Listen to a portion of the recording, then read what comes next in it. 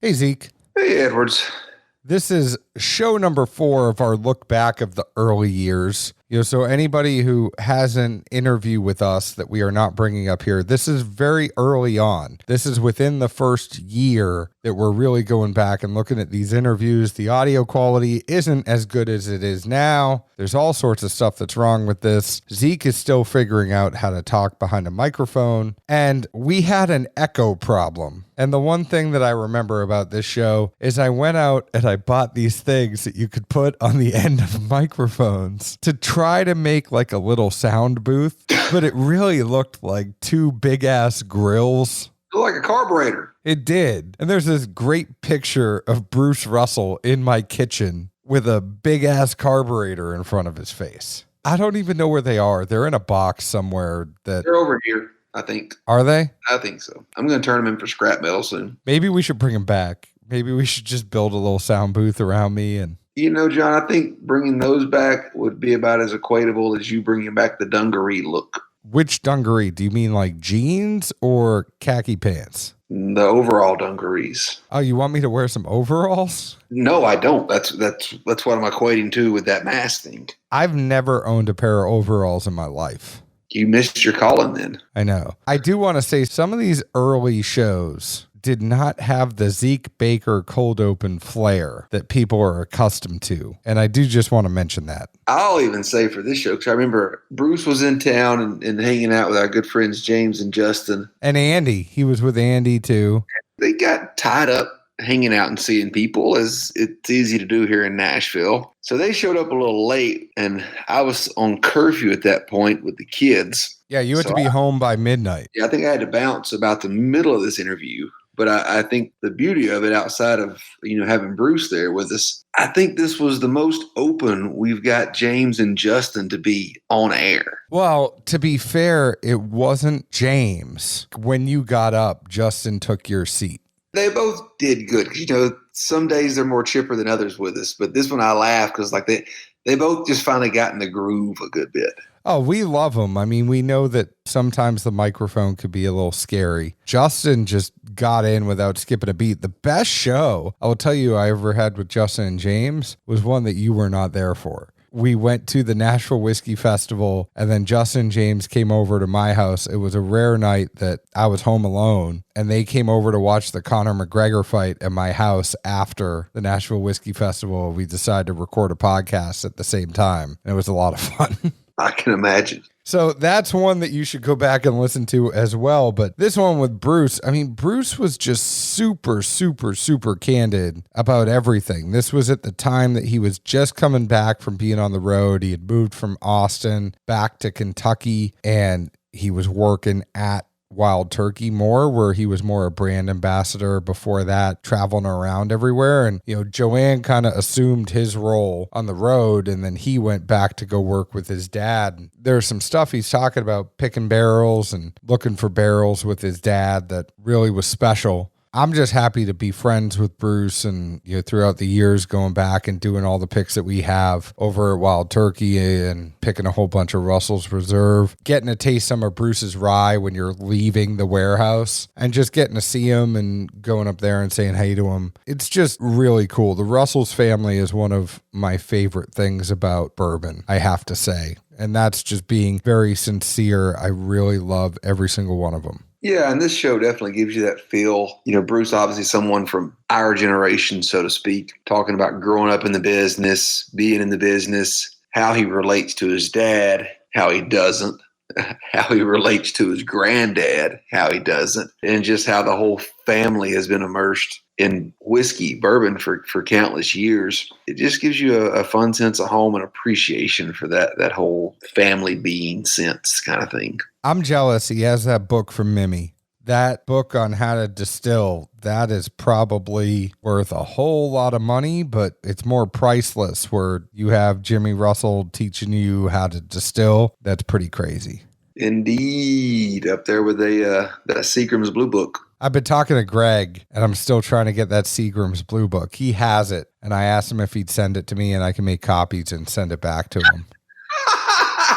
we'll see how that goes. But today's show is sponsored by CaskCartel.com, changing the industry standard as to how you get your alcohol. If you're like Zeke, you want to sit at the comfort of your couch and get whiskey or liquor shipped directly to your door, you can do that at CaskCartel.com. Obviously, it is a convenience play. Some of the allocated stuff is going to cost more than it would in a retail store because you're just sitting at home. You're on your couch. There's no gamesmanship involved. There's no relationship building involved. You're just paying for Pappy. So if you're going to pay for Pappy on Cask Cartel, it's going to be a little bit more, but your regular daily drinkers, you should be able to find them reasonably priced. So go ahead and go to CaskCartel.com and get those shipped directly to your door. Follow them on Instagram.com at Cask Cartel. They're always doing awesome giveaways to their followers. This show is also sponsored by PremiumBarProducts.com, the one and only place you can go to get the official Dad's Drinking Bourbon Glencairn. You can also get personalized laser etched glassware while you're there. They have awesome stuff, Zeke. They have the neat glass, the Tua glass, the Wee Glen.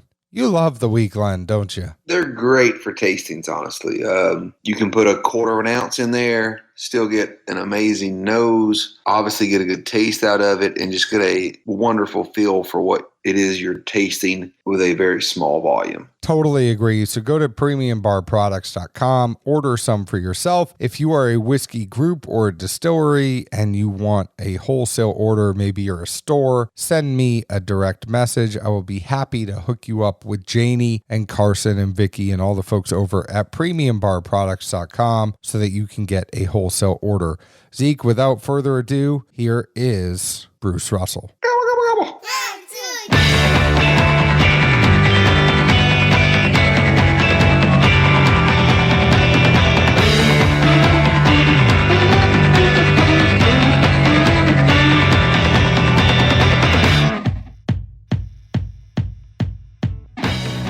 Hello, everyone. My name is John Edwards. With me, as always, is Zeke Baker, and together we make the Dad's Drinking Bourbon. Wherever you are, whatever time it is, thank you for making us a part of your day. Say hello to the folks, Zeke. Howdy.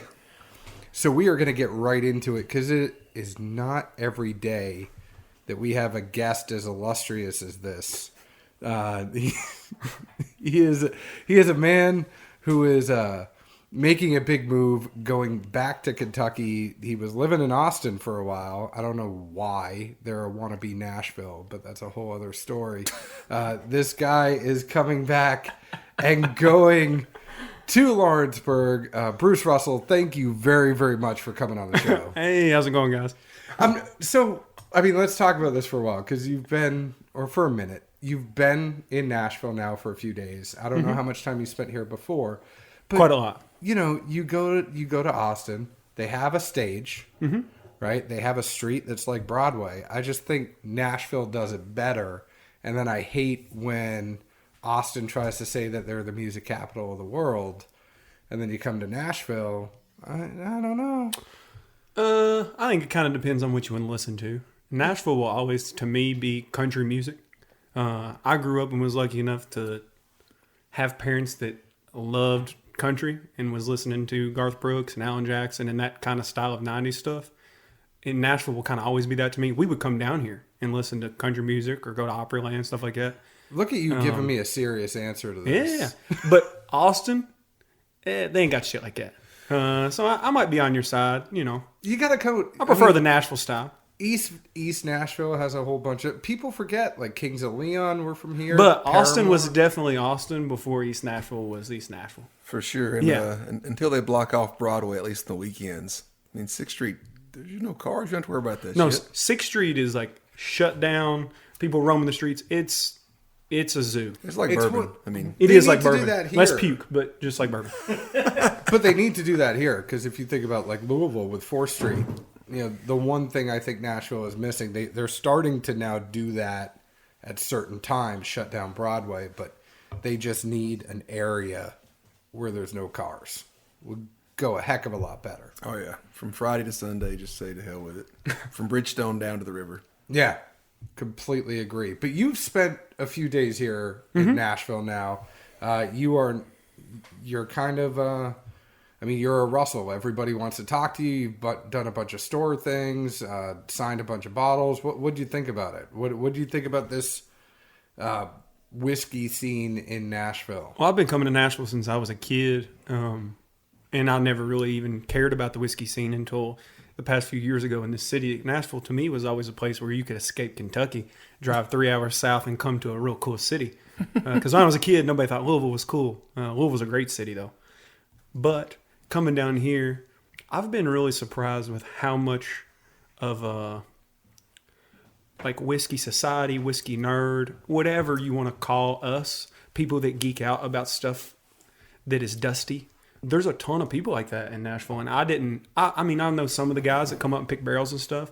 I just didn't know how big that community was here. I would say, as many people have come up and been like serious whiskey drinkers, it's like being in a New York and LA or Chicago, and I didn't think a city of this size would have that kind of a presence of people that are into dusties or limiteds or secondary market stuff or whatever it is. People that are serious. It's awesome. Yeah, and if you look at every now and then they'll post on some of the bigger secondary boards, where everyone's from. Mm-hmm. Oh, there's a lot Tennessee of Tennessee. and Nashville. Oh, I mean, yeah. Kentucky's always going to be number one, but I think at this point we may always be number two. There you go. Hey, I'm going to have to start coming to Tennessee and get the whiskey. I used to just come for the fireworks. No, we can't get it. I mean, it is a war zone trying to get whiskey, allocated whiskey, at least here in Nashville, because the stuff that's here, everybody, like you said, there's so many people that are into it. And you used to be able to rub in y'all's face that you come up to Kentucky and get the best whiskey for the $1 in the world. Yeah. Now they're getting rid of it. We used Heaven to and go Hill up 6 years breaking my heart. We used to go up and get Old Fitz bottled and bond, Heaven Hill.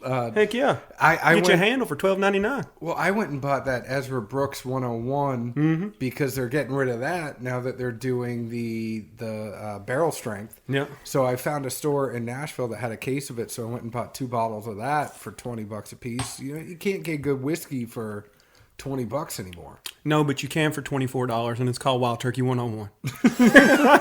I do have to say I am a big proponent of Southwest Airlines. Oh yeah, and we get no money from them, but Granddad's big time buddies with Herb Keller. I don't know how you say his last name. The guy that actually started Southwest. That's the reason why they have 101 on their airlines, because him and Jimmy are big buddies. Oh, nice. Well, if you look at my fridge right here, that's a Wild Turkey 101. That's a Wild Turkey 101. Heck yeah! I hate to say, but I'm a Delta guy. No, okay. So you're young. Are you single right now? I mean, I am, yeah. So one day, take it. I used to be a tech consultant. The companion pass is the best. Forget first class, but being able to take somebody with you anywhere for $4 is the best perk in all of travel. It is really nice. But that's not good if you're single, because you only change it twice per year. I know. But I'm saying once he gets a little and usually bit older, I'm going to visit. I'm not taking with. Once he gets a little bit older, he's going to switch over to Southwest to get that companion pass. And then 2 free bags. Done. Oh, that is nice. But speaking of travel, I mean, you've had to go everywhere. Mm-hmm. You're now moving back home. What's been the transition like as you've been going to, more of a global... I mean, you're still probably going to have to go everywhere, right? But you're going to be based more in Kentucky now. Well, can you talk a little bit more about what you're doing, your move? And I'll start off by saying the job, especially if you're somebody like Dad and Jimmy, and you're going to hear me call Granddad Jimmy because I don't call him Granddad, I call him Mimmy. So I just call him Jimmy out on the road and stuff. But, I've learned through Dad and Jimmy that part of this job, and a very important part of this job, is travel. And preaching the good word and meeting people. And the coolest part of my job now is to come to, tonight, I met a guy at a liquor store. We were signing bottles and stuff. He told me a story about meeting my granddad 30 years ago and how much that meant to him. That guy has bought Wild Turkey every time he's probably come to a liquor store since then. That's the kind of stuff. Lots of damn bottles, I'm sure. That makes my day. Whenever I hear, I had this experience with you also. We're never going to stop traveling. Because I don't think there's any better ambassador than Jimmy or Dad. The moving back to the distillery, it's been good. It's a completely different side of things, the production side. I've done a little bit of that before I went down there to Austin and started doing the brand ambassador stuff. It's really fun to be in a distillery with Dad and Jimmy at the same time. I know it's probably not going to last forever, His granddad kind of slows down. He's just doing mostly drinking, not even tasting anymore, you know. They're all good too, right? Oh yeah, they're all good. They're all 5 stars now, you know. But he's earned that. But to get a chance to spend time with literally the longest tenured master distiller in the history of alcohol, and then also dad, is so cool to me. We get along real well. Me and them, they don't get along at work that much because they don't think each other's whiskey's any good. Isn't that how all, because you're going to have especially that relationship with your dad here soon, too. You will, but I'm smarter than him. I'm going to tell him everything's good he makes, even if I don't believe it. But it's funny because whenever I started coming in there, one of the very first things Dad did, and this was before I moved the first time, he had me in Warehouse A, which if you've ever come to the distillery and picked out barrels, that's a warehouse we hang out in. It dates back almost as long as Jimmy, the 1890s. And Dad took me in there. Very first thing whenever I started to be serious about this. And he was like, all right, we're going to go in here and you're going to taste 10 barrels. And you're going to write down what you taste. You're going to grade them. He's like, nothing you can say is wrong. I just want to see where you're at. And he did it too, blind. And I swear to God, everything we did was completely opposite. And then he had Jimmy come in there and Jimmy wrote down the exact same things I did. So he learned that day, me and Granddad have very similar palates as far as what we prefer. Well, it's okay because that's kind of like Zeke and I. Everything we do is opposite. I give Dad a hard time now because, there's a lot of people that are dusty hunters and old whiskey nerds, and Wild Turkey is always like one of the brands everybody goes for. And I'm like, well, I'm glad I got Jimmy's palate because that's what everybody's going crazy for on the secondary. Everybody likes that 60s, 70s, and 80s stuff. That was all Jimmy. Well, and you can find those decanters as long as you filter them out, and then you got like this sweet turkey that looks like it's going to kill someone. I got one in the other room that... You just got to be careful. No more than a pour or two a week or you get lead poisoning. But other than that, you're good. Yeah. Jimmy's only got one eye that's kind of crooked, But, I mean, as you're moving and you're going back there, right, do you feel... I mean, obviously, your family name is... This is the inevitable question. I know you have to answer this everywhere, and I'm sorry for having to ask it, but what's the pressure like knowing that you're coming from Jimmy and Eddie? That, there's a lot to live up to, right? There's a lot more pressure... There's a lot more pressure from the industry than there is from them. My family's very cool to me. They've always said, like, do whatever you want. And they pretty much, they're just happy I'm in it because they knew as a young person, I'm not going to stay in Lawrenceburg for the rest of my life. That really wasn't my thing. And the fact that I got a chance to travel around and then come back's probably the only reason I'm still with the company because I needed that getting away from home. Is it like you're kind of Amish and you had your Rumspringa? That's exactly what it was like. Yeah, it is. But there's no pressure from them, and they're really the only people that I care about. I don't really care what the company thinks of me as far as like my future. It's me, and what other people want.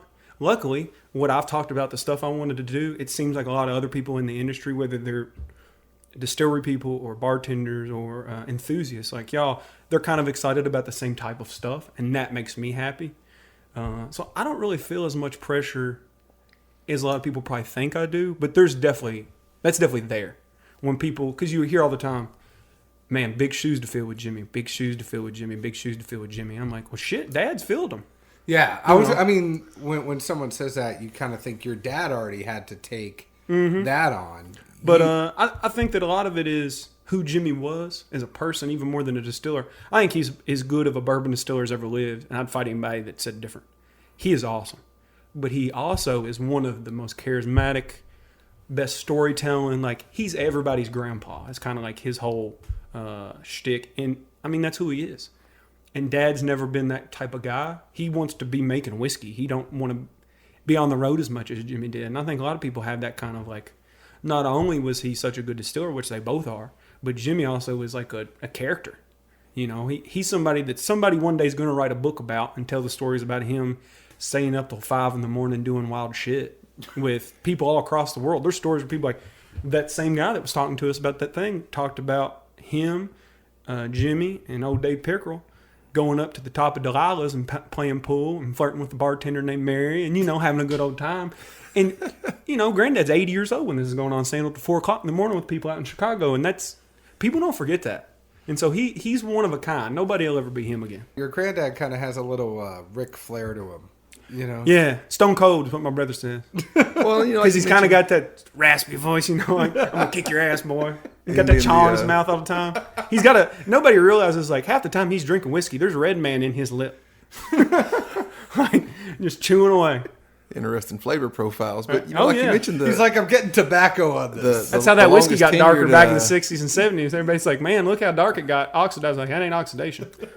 There was a good article from on Instagram. It's Rarebird, but he did a nice piece about. Dave's a good guy. Man, that article I thought was just perfect. You know, it was summed up everything nice, easily. If anyone hasn't found it, we'll post the link to it when this comes out. But it just speaks volumes to how much he did for the brand, everything. And end of the day, I think it all fell on his shoulders, and he held it up high and has put it on one of the highest pedestals you can get.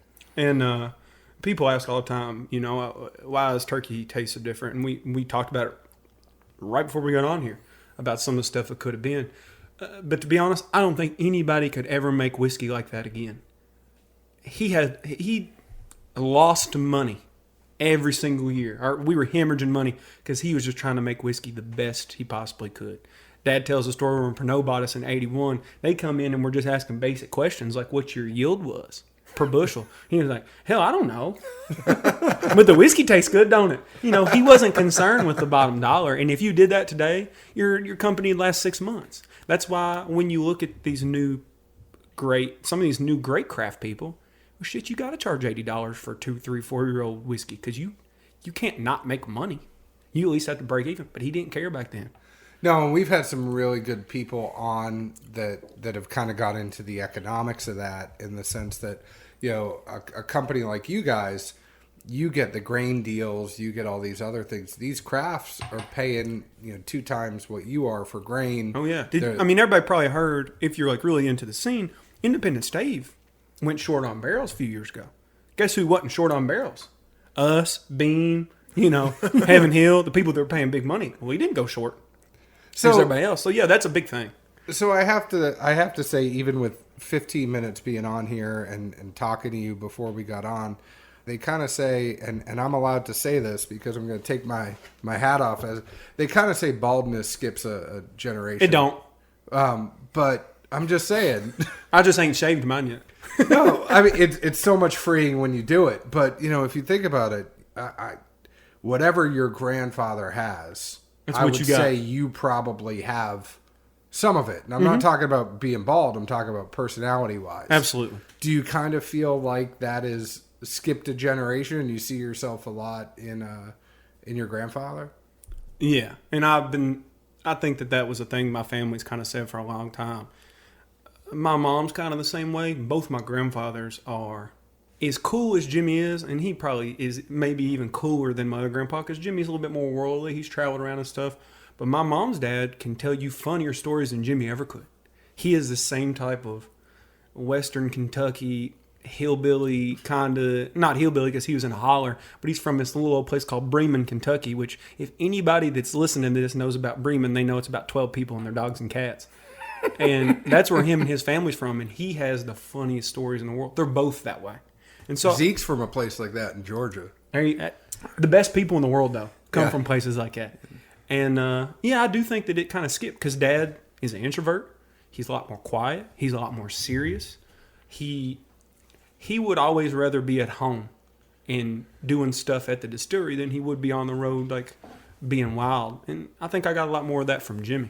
You were talking about the things that you like are very similar to the things your grandfather was doing, and there's similarity there. But, as you're kind of going back and you're going to be there, and you're obviously going to have some influence now, right? Mm-hmm. What do you like?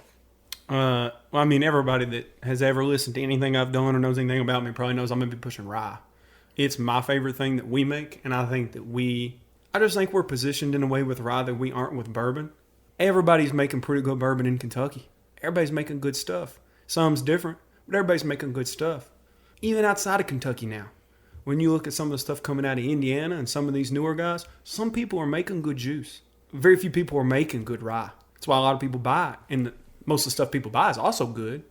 But we have a different kind of recipe. We've kind of got a different approach. We've got older aged rye now that we can do some cool stuff with. I just think we're in a position we could put some stuff out there nobody else could. So, like a Master's Keep rye? Yeah, maybe next year. Maybe a week's worth. Keep an eye out. A week's worth of rye distilling instead of a day. Isn't that right? You do all the rye for a year and a day or something? We used to only do 2 days for the whole year. We do basically a day in the first season, a day in the second season during the year, and now we're doing multiple days a month. Oh, okay. So it's really picked up. Nice. Do you think there could be a different mash that would come out that maybe would be something that you're into that's a higher rye or... I would really like to, if I got to do whatever I wanted, if I get keys to the castle, which I don't know if it ever will because we don't own the company. But if they let me do whatever I wanted, I would like to go back and not do a high rye because I just don't know if we could do a high rye as good as the people that are doing high rye. I mean, MGP literally has created a distillery that makes some of the best high rye whiskey, if not the best high rye whiskey ever. They're a machine. Like, they know how to make it. But I would really like to do maybe the old... I don't know if you all know. You probably do. We didn't make our rye all the time. So from basically the time Jimmy started until what would be in the bottles until the 80s. We stopped buying it in the 70s. But, you get 6 or 7 years where you've bought it and it's still around. We bought it from Pennsylvania, Maryland, and every now and then you'll see a bottle from Illinois. And they did not use our recipe. I think the recipe on some of that stuff was about 65% rye. And so I'd maybe like to do something like that. And I've seen, I think it might have been Brown Foreman that did a recipe kind of like that too. That's not necessarily low rye. It's not 50-something%. We're just right at 51, 52% on our rye. So I'd like to do something kind of in between. Because I do think ours is a little bit sweeter at times than I'd like it. But man, even our recipe, if you find that, and some of the guys that are here have had it, when you have that one of my barrels that I'm just lucky enough I get to go and pick them out, there's nothing better at our distillery. Well, we'll see you next year. Yeah, come on up. We got plenty of barrels. And I think some of that might be in that new Master's Keep, but we'll see. We were talking about Master's Keep before we got on, and we're actually drinking the Master's Keep right now. And this is a wine finish.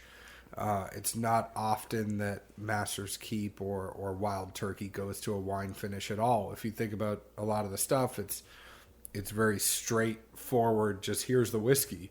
What made... who was the biggest influence on this, Jimmy or Eddie? And definitely not Jimmy. It was definitely a dad thing, and I think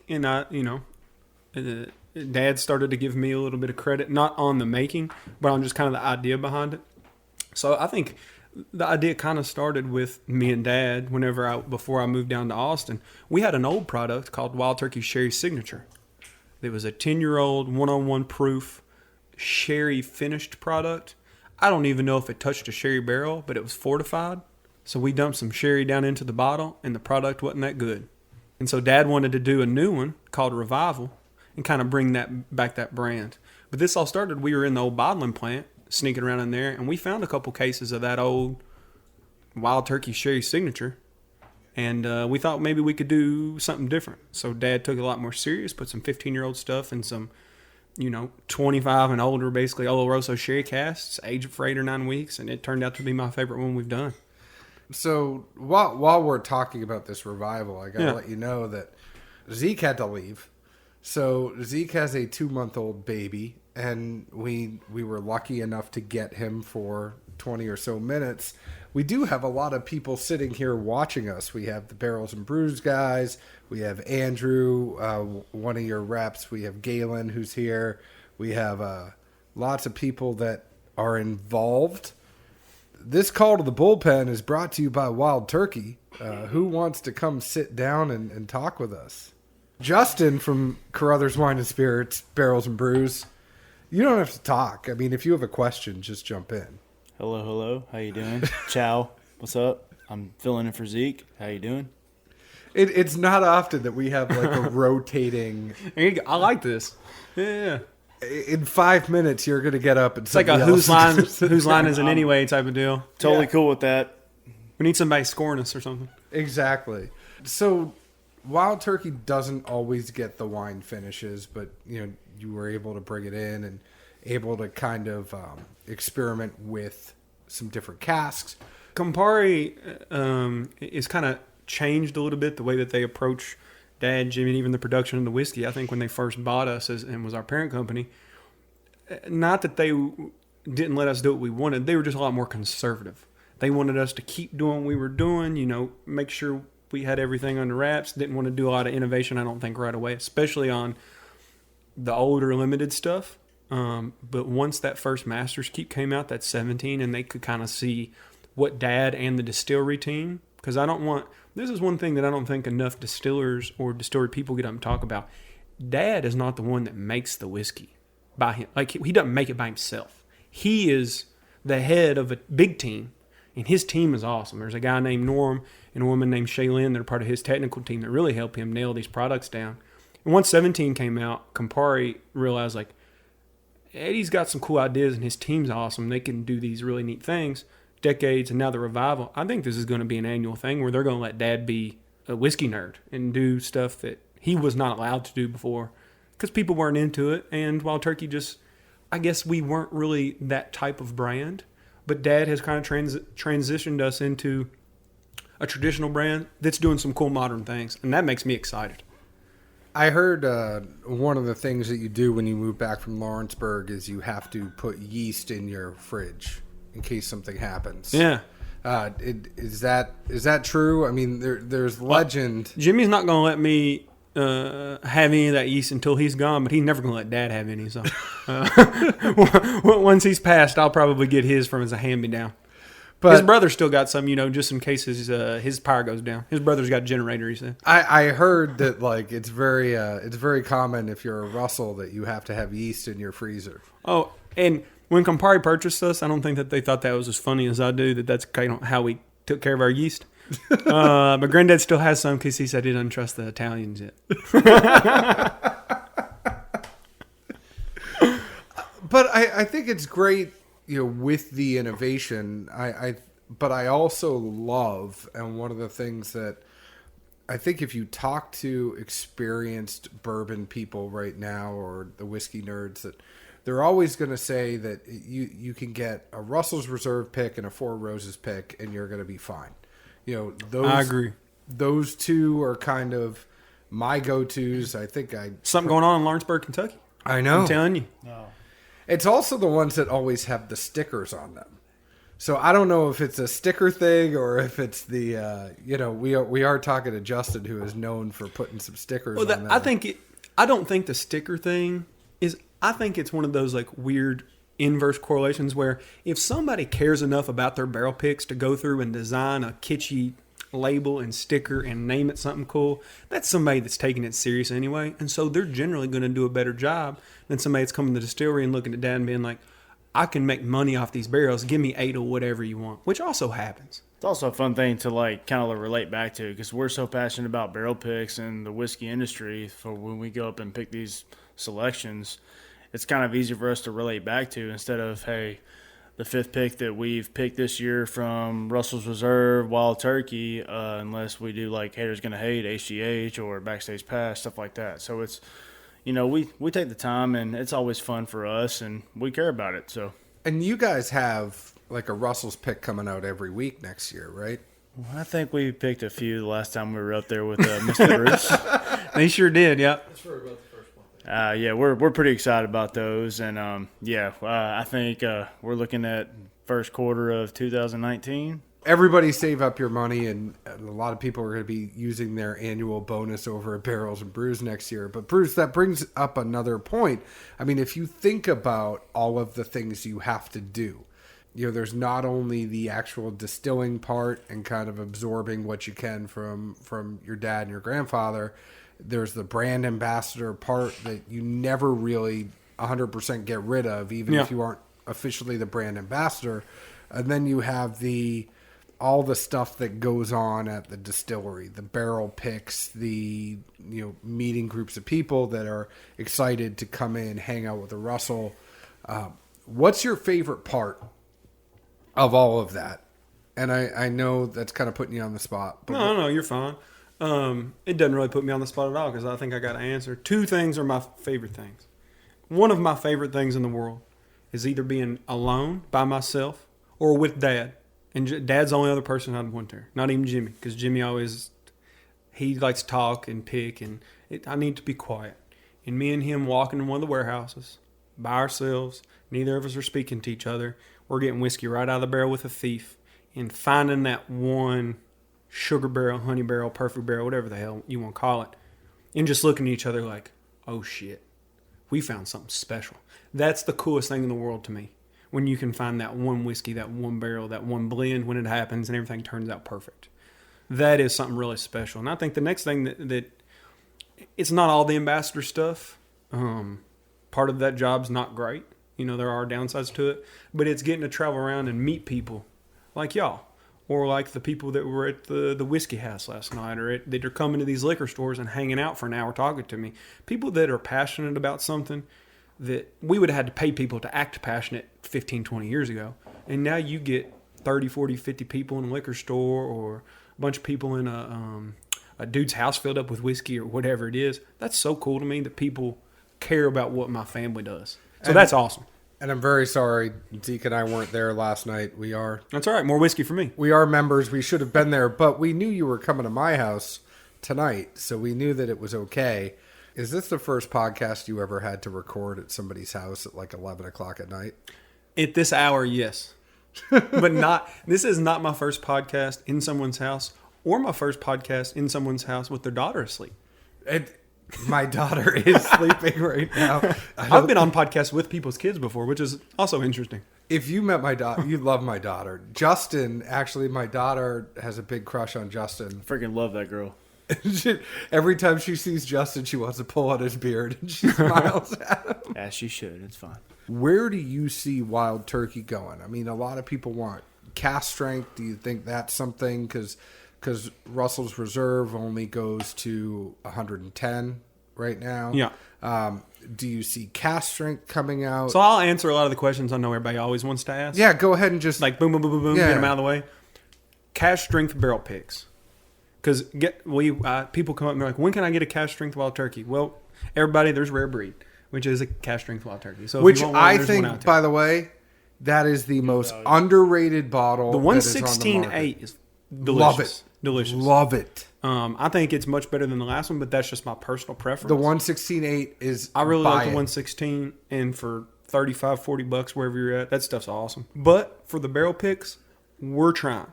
That is something that me and Dad have made a priority to talk to the company about, that we've already got the company on board to discuss that, to start programming, to start planning that out.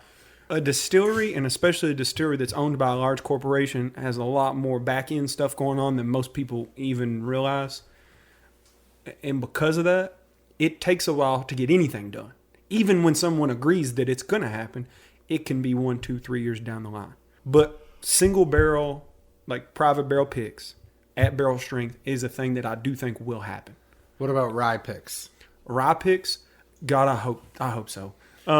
That's Same. been something that we've been promised for a while. We've been promised by the company. We were promised this past year, 30 barrels to put out. Those 30 barrels aren't happening. And that's made people mad that got promised those barrels. That's made us upset because we were excited about those barrels. And so I don't know what to tell people at the moment because we've been told yes before and then it didn't happen. So I'm hoping. Something that I would like to say, because I also get a lot of questions about non-chill filtered. Because I do think that's a big deal. And I think a bigger deal than a normal consumer knows. And as big of a deal as I think most secondary or whiskey nerd people or whatever people call themselves now, that they know it is. Like, if people know now that non-chill filter is a big deal, and we're slowly moving there. Again, it takes a while, but there's going to be a non-chill filtered rare breed coming out that's going to be duty free for a year, 2, 3 years, and then it's going to be available retail, so they'll be all non-chill filtered rare breed hopefully. And we're going to try to move everything that's a 100 proof and above, that's not a baseline product, to go to non-chill filtered. We luckily, and you all listening, and I mean, your podcast and everybody in this room right now is a part of it. You all have made whiskey a thing again, and so it allows us to do that cool stuff. It just might take a few more years. It's going to take a while. You know, if you're going to do something now based off of what the market wants, it might take 6 to 8 years to get there. Exactly. Yep. Because people are like, well, whiskey's hot. Well, that's right. Now we're all doing well. So now that we're all doing well, now we can start to plan, because whiskey takes so long to do.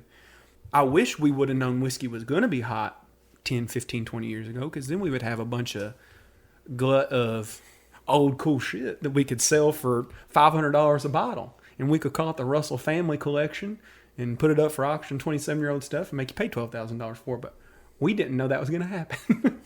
But we're going to try to, now that whiskey's good, set aside cool stuff like that. Because that's the way Dad thinks. And I've been lucky enough to always, since I started drinking as 21, whiskey was already cool. And so me and Dad know we can set cool stuff aside now that's not just one-on-one, that's not just one-on-one rye, that's not even just rare breed or spirit as much as we love those products.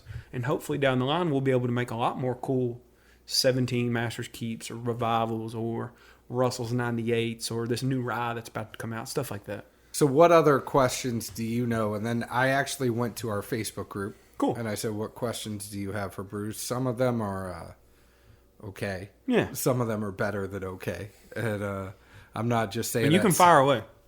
What is your favorite non-Wild Turkey brand bourbon or rye, knowing you? I mean, it just depends.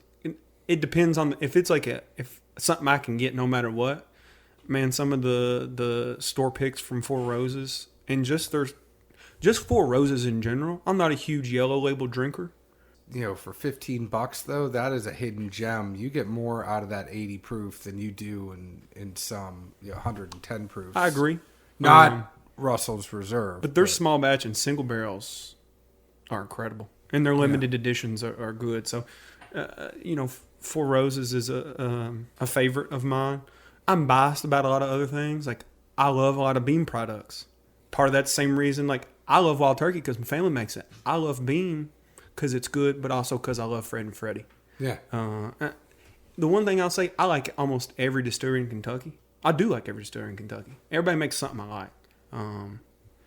Ryes, man, I like a lot of these weird ryes that are out. You know, little hole in the wall, mom and pop places that are making rye whiskey is so cool to me. Because rye whiskey doesn't take very long to age. I don't care what anybody says, and I'm sure there's people that bristle if they hear me say this. I've never had a craft bourbon that was 2-year-old that I thought was worth a damn. 2-year-old whiskey bourbon is just not as good as that same bourbon would be. Rye, you can find a good 2 and 4-year-old rye. You dang right. It took me a long time to realize this, but it's the citrusy. So I was trying to find a way to describe that youth, and it's so much acidic citrus that is on that young bourbon that almost turns me off a little bit. There are some that are really good that have put malt in there, a lot more malt, and I think that can hide. Sometimes barrel strength. Now I've had some young, like 4 and younger bourbon that I liked. It just in the back of my mind, part of me is always thinking, man, if this had 4 more years, it'd be amazing. But I've had some 2 and 4-year-old ryes that I were like, damn, this is something else. This Same is here, good, man. yeah. So I want to let you know we had 8 more questions about Master's Keep Rye. Can we get Russell's Reserve single barrel at cast strength? Any chance we ever see age statements return as production continues to ramp up? I've had similar questions. I don't know what they mean by that. Like, are we going to age state everything we make? No. People really get stuck on age statements. Just like this bottled and bond stuff, and I answered somebody's question online about bottled and bond not too long ago, and it wasn't even really answered. I just stuck my opinion in there. Age statements limit you. I don't think that they're necessarily always a good thing. Now, yes, if you loved a product that had a 15 or a 9 or 10 or 12-year-old age statement, and they took the age statement off, and you think they're putting 5 and 6-year-old juice in there, they might be, and that is a bad thing. But if we were to stick an age statement on something like 101, now it's probably going to be a 7 or 8-year-old age statement. Well, guess what 101's got in it this year? Some 9 and 10-year-old stuff, because a lot of our 8-year-old went to Long Branch. But if it's at 8, guess how old it's always going to be? 8 years old one day. Well, and it's like you were talking about that cheesy gold foil that's a 12, but some of the stuff you said is in there is 18. Yeah, because you just throw stuff in there, and being able to blend does help us. We don't rotate our barrels. I think Maker's Mark's the only one that still does at any quantity because they want all their products to be very similar in flavor profile. They do one thing and do it really well. We have a whole line of, Rare Breed doesn't taste anything like Russell's 10, doesn't taste anything like Long Branch, doesn't taste anything like our just normal baseline products. And so we need each different flavor. And if it's all 8-year and you throw it all in there, it wouldn't taste right. So we might have to go back to rotation. I will say that you're going to continue to see new stuff we put out have age statements, like the 17 did. You'll start seeing that more and more as Dad gets his way more and more, because we do like, if we're going to do something special, for you to know how old it is. But I don't think on base products, I don't think anybody's going to go back to doing age-stated base products. To be honest, and I know that's not the answer everybody wants to hear, but that's just not going to happen. Age statement doesn't mean everything at all either. No. Well, I got into an argument with a Proof's in guy the pudding. about the bottled and bond thing. And it's a similar type of thing. Like, well, why don't y'all just make a bottled and bond? What all bottled and bond tells you that's different than the way we do it in somebody else is it's 4 years old and 100 proof. And I don't know about you, I'd rather have a 6-year-old and 100 proof. Now, a 6-year-old's still bottled and bond, but if all it says on it's bottled and bond, guess how old that juice is? 4 years old. You know? And you're limiting yourself really to just one. If you did it by the law, it has to be from one season. So it's all the exact same age. Well, what if that season wasn't any good? And guess what? That happens. A distillery's temperamental. We'll have whole seasons where we didn't think the whiskey was that great. And then we'll run into seasons like, I mean, everybody that's chased Dusties knows, like, cheese, Goldfoil, whatever the one they like, whether it's 91 or 89 or 80, whatever it is, they got that one year they think special. That one different season. That's because that one season or that one blend was something that was special. Well, if you limit yourself to just one age, you don't get that. One comment here is Bruce is awesome. I figured you'd like that. Yeah, thanks, man. whoever you are. That was Justin Brokaw. You met him last night. Yeah. Justin's a good dude. He has a great Southern Luxury Life on Instagram. Go ahead and go follow him. Our friend Dave says, how's the future of the barrel program look? You know, obviously everybody wants to do barrels. Everybody stop buying them because we're running out. Well, and that's a fair That's thing. the craziest thing for us. If you look at Buffalo Trace, they've had to suspend some of their barrel selections. Our barrel selections are suspended right now. They're basically cut off for the rest of the year, and we're probably not opening back up until really y'all start getting your all's barrels about, first quarter, which probably means March-ish, because that's after our national sales meeting and kind of the beginning of our year. And so that's probably when those barrels will come out. Well, we never in a million years, any of these distilleries, when we started these programs, these projects, that we were going to have as much demand for single barrel private barrels. And we don't know what to do.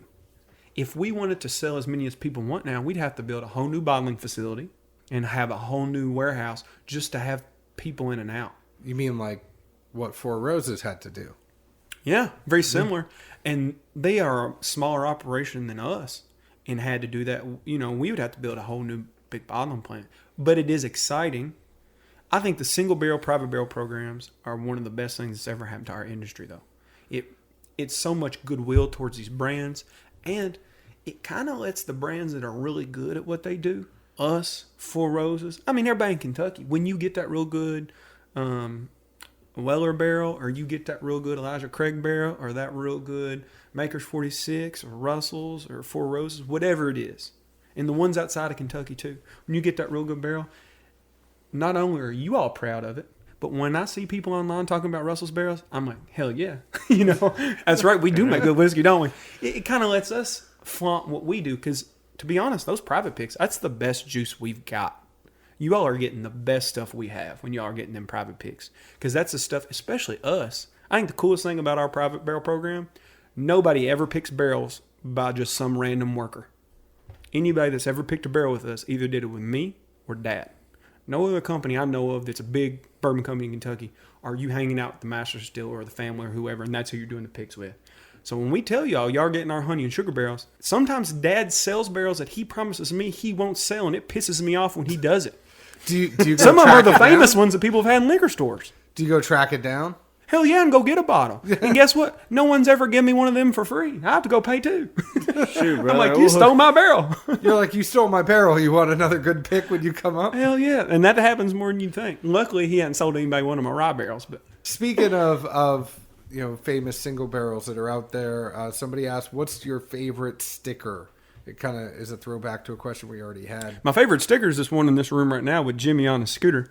From Electric that was a Spirits. good one. Yeah, the real king of Kentucky. It's got Granddad sitting on his little motor scooter. So, for those of you unaware, Granddad still comes to work as much as he can, usually 7 days a week. He's not there all the time anymore. He only comes for 2 or 3 hours. but he can't get around as much as he used to. And so the company bought him a scooter, and he got mad. He's not an old man, He's only 85. He ain't no man. And he wouldn't get on it. Well, then they slapped his name and his title on there. So now it says Jimmy Russell, Master of Stewart, so everybody know who he is. He ain't got off of it since. And so they got him sitting on that scooter with his little cape, draped around him like a king. They even got his gap in his teeth. That's a funny label. That's one of my favorites I've seen. Did you bring one of those up to him? He has seen it. He has not seen like the bottle in person, but he's seen the picture. He loved it. Yeah, So, my cousin showed it to him. Speaking of which, also from your favorite single barrels, you talk about your dad and you going around. From all I can tell, your dad's favorite warehouse is G. That is traditionally Dad's favorite. This year it's been a little different. Dad's really liked K this year.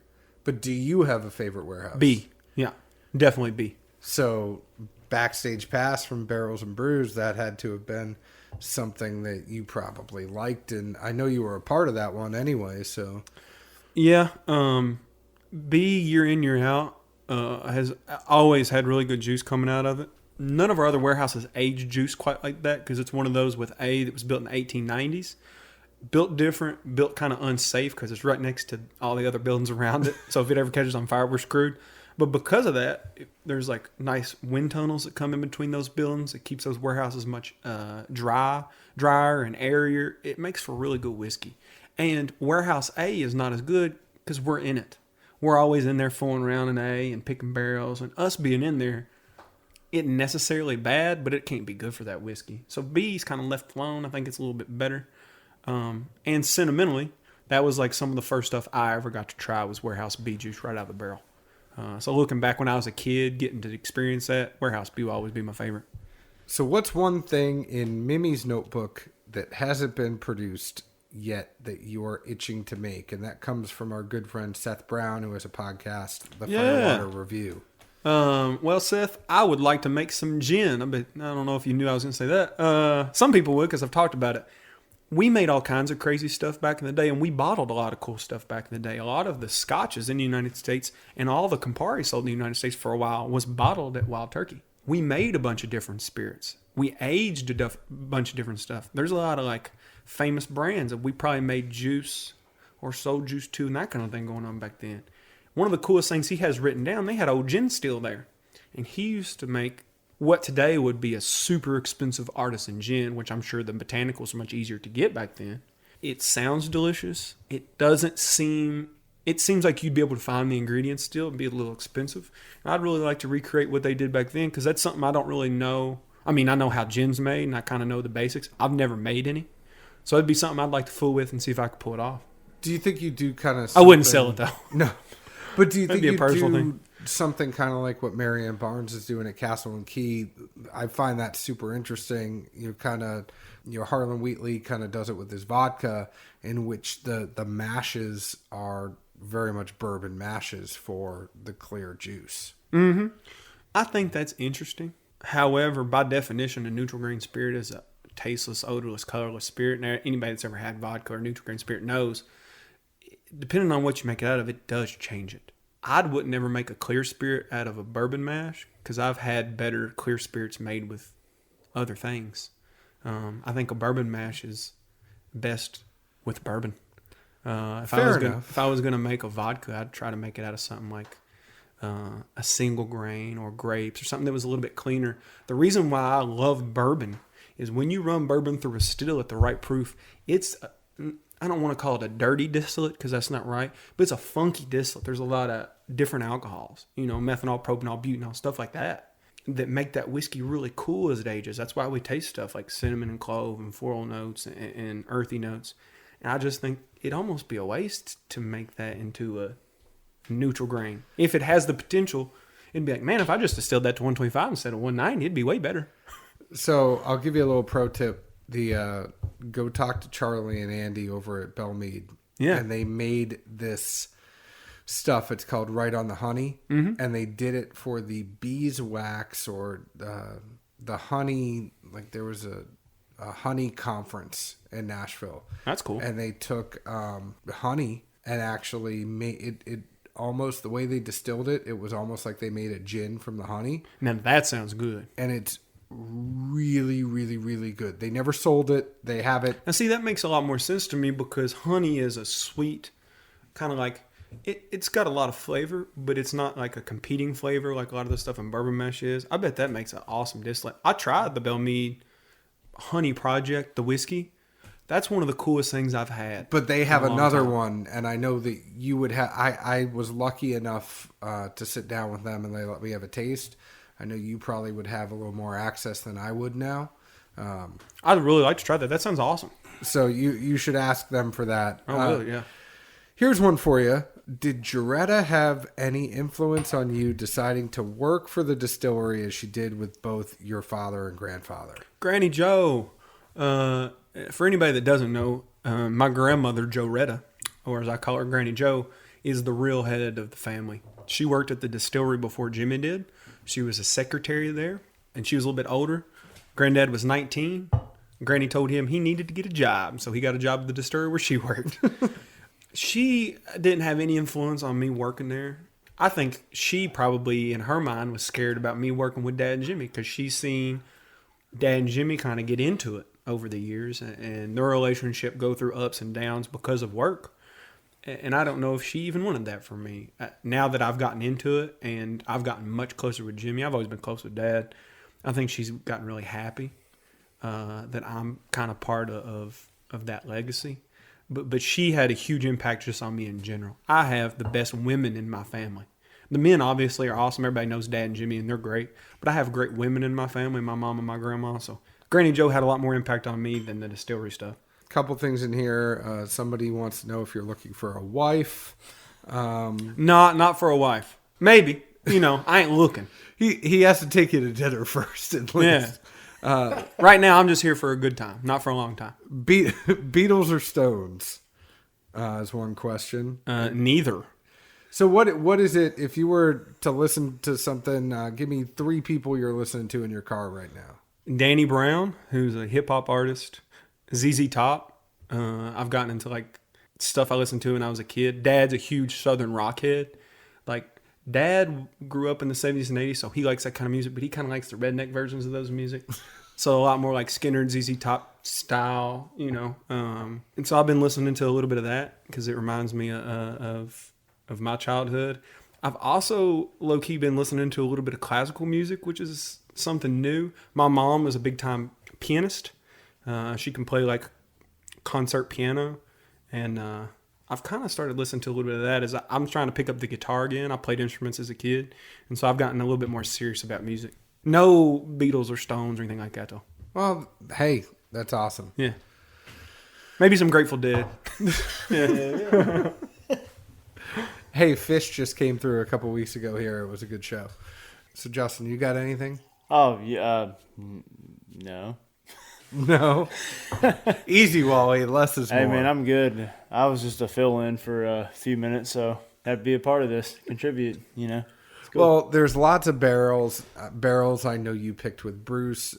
So Barrels and Brews is going to be hopping the beginning of next year. Everybody go check them out in their new store in Nolensville when it opens in the beginning of next year. Any word on the date of when that's going to open, or when just Q1 next year we should expect it? We're still waiting on everything to get finished. Very excited about it. Can't wait to get out there. Can't wait to get... we're just waiting. So... Well, we can't wait either. Until then, go see them at Carruthers Wine and Spirits. Bruce, is there anything you want to leave us with? Like, what are you looking forward to in the next 10 to 15 years in bourbon? You see a lot of things changing. I'm really looking forward to, and some of them even aren't in my generation. They're in the generation above me. But I'm really excited to see what I consider kind of my generation of people grow in this industry as I do. There's not too many of the family people still around, and that's a bummer. Me and little Freddie over at Beam. And then thankfully the Henderson family has gotten into whiskey and doing Angels in Me. So that's always exciting to see people that their grandfathers were with Jimmy doing that kind of thing, and that family thing's exciting. I'm also excited to see a lot of these younger dudes and women We got Marianne over at Castle and Key. You got Drew over at Wilt doing some cool stuff. One of my dad's kind of, I don't know if you'd call him apprentice or what you call him. A guy that worked under Dad at our distillery is now over at Rabbit Hole, and he's going to start making stuff over there. So to see these people that are people that I consider my peers, or even people that I look up to, and see where they're going to push bourbon, that's exciting for me. So is there anyone, and this will be the last question I'll leave you with. Is there anyone that you would really want to collaborate with from if you think about you like hip hop, right? Mm-hmm. If you could collaborate like in hip hop, who would you collaborate with? Freddie would probably be the first one. Our families have been close over the years.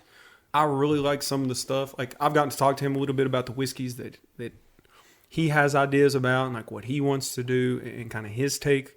And I think that we share a similar mindset where, yes, our dads make good whiskey, but the way we think about it, especially palate-wise, is a lot closer to what both of our grandfathers did.